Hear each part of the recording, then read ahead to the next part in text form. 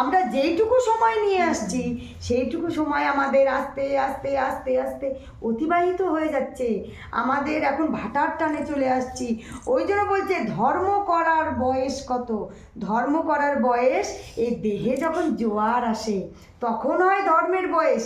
তাহলে আমাদের এই দেহে জোয়ার কখন আসে? ঠিক আমাদের যখন 12 বছর বয়স হয়, তাই না মা? যখন আমাদের 12 বছর বয়স হয় তখন এই দেহে আমাদের জোয়ার নেমে আসে।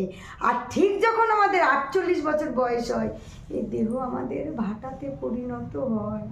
তাহলে যখন আমার দেহ ভাটাতে পরিণত হবে তখন কি হবে? আমার বাতে ব্যথা, পিঠে ব্যথা, কোমরে ব্যথা, কারণ ভাটাতে পরিণত তো। এই জরাজীর্ণ বালির দেহ তখন আমার জরাজীর্ণ ব্যথা ব্যথা ব্যথা।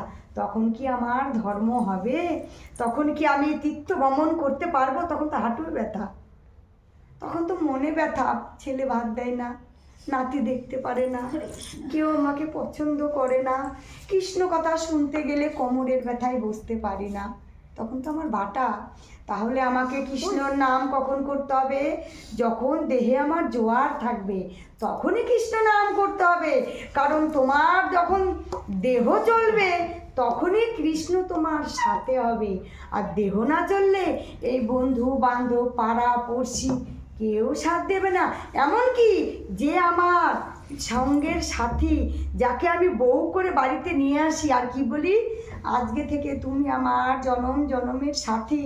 যতদিন না আমরা একজন আরেকজনকে ছেড়ে চলে যাব ততদিন আমরা কিন্তু দুজনের সাথী। কিন্তু যখন আমাদের দেহ ভাটার পরিণত হয়, যখন ভাটাতে পরিণত হয়ে যায় তখন কি বলি? স্বামীর নরম চরণে আমার ঘুম হয় না। স্বামী বলে কি, এই বউটা এত নড়ে, এত উঠে, এত চড়ে, আমার বউয়ের পাশে ঘুম ধরে না। কী করি আমরা? আলাদা বিছানাতে থাকি। আমরা লোককে বলি কি, হ্যাঁ এখন আমরা বয়স্ক হয়ে গেছি, সন্তানরা বড় হয়ে গেছে, আমরা কেন এক জায়গায় থাকবো, ওরা দেখে নিন্দা করবে না।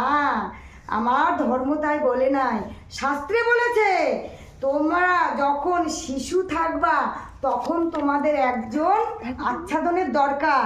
যখন আমরা শিশু থাকি তখন আমাদের কে থাকে? মা। মা আমাদের কোল ছাড়া করে না।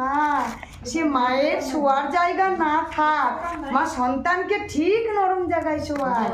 আমাদের খাওয়ার না থাক, মা কিন্তু ঠিক পেট ভরে সেই সন্তানকে খাওয়ায়। আর আমাদের কখন দরকার এই দেহের? যখন আমাদের এই দেহ জরাজীর্ণ হবে তখন আমাদের একজন আচ্ছাদন নিয়ে থাকা দরকার।